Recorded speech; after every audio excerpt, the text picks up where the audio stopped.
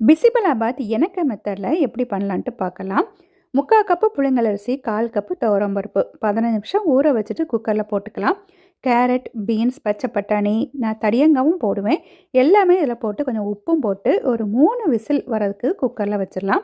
கொஞ்சம் எண்ணெய் போட்டு கடுகு தாளிச்சிட்டு சின்ன வெங்காயம் முழுசாக போட்டு தக்காளியும் போட்டு நல்லா வதக்கிட்டு 1 டேபிள் ஸ்பூன் அளவுக்கு பிசிபலாபாத் பவுடர் போட்டு கொஞ்சம் வதக்கிட்டு கொஞ்சமாட்டு புளி தண்ணியை கரைச்சி போட்டுட்டு அதிலே கொஞ்சமாட்டு சர்க்கரையும் போட்டு இது கொஞ்சம் கொதித்த உடனே நம்ம ஆல்ரெடி அரிசி பருப்பு காயெல்லாம் வெந்திருக்கோம்ல அதில் போட்டு நல்லா இதை மிக்ஸ் பண்ணிவிட்டு கொஞ்சமாட்டு நெய்யில் கேஷ்யூ நட் இந்த மாதிரி பொரித்து போட்டு மிக்ஸ் பண்ணியாச்சுன்னா பிசிபலாபாத் ரெடி.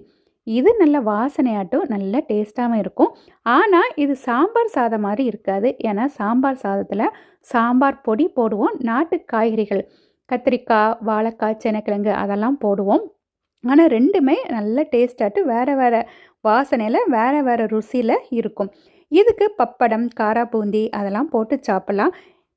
இது ஈஸியாட்டு ஒன் பாட் ரெசிபியாட்டு கூட நம்ம செய்யலாம். இதே மாதிரி ட்ரை பண்ணி பாருங்கள். தேங்க்யூ.